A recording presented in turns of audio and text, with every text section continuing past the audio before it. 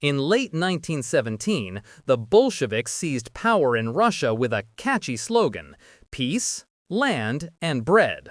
The land and bread parts were complicated enough, but peace was the real kicker.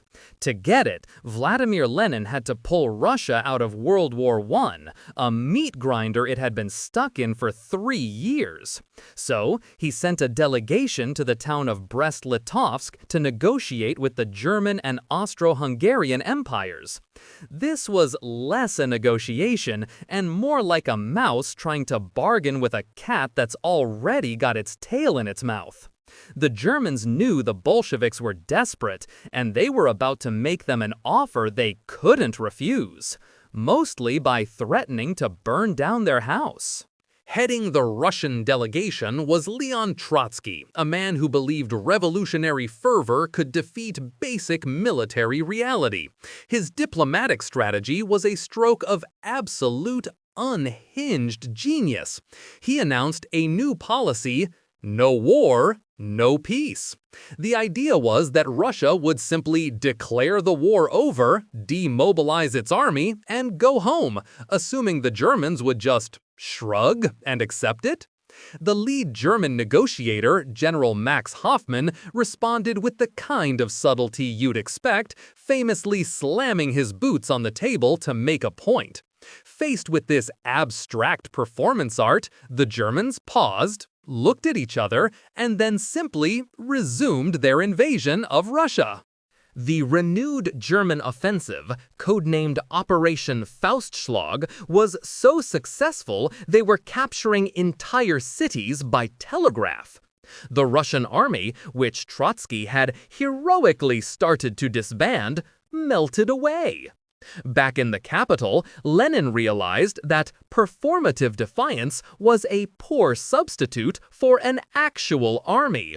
He finally convinced the Bolshevik Central Committee to accept any terms, screaming that further delay would mean signing a death warrant for the Soviet Republic.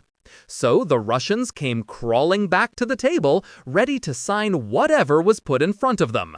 The Germans, naturally, had made the terms even worse. The final treaty was less a peace agreement and more a national repossession. Russia lost control over Finland, the Baltic states of Estonia, Latvia, and Lithuania, most of Belarus, and the newly independent but German-controlled Ukraine. All told, it was a loss of 1 million square miles of territory. That's about 34% of its population, 54% of its industrial land, and a staggering 89% of its coal mines. They also had to pay 6 billion German marks in reparations. The Bolsheviks had promised peace, and they got it.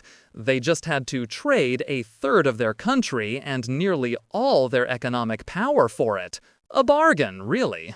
For Germany, this was the ultimate victory. The Eastern Front was closed. They could now move hundreds of thousands of troops to the west for one final push to win the war.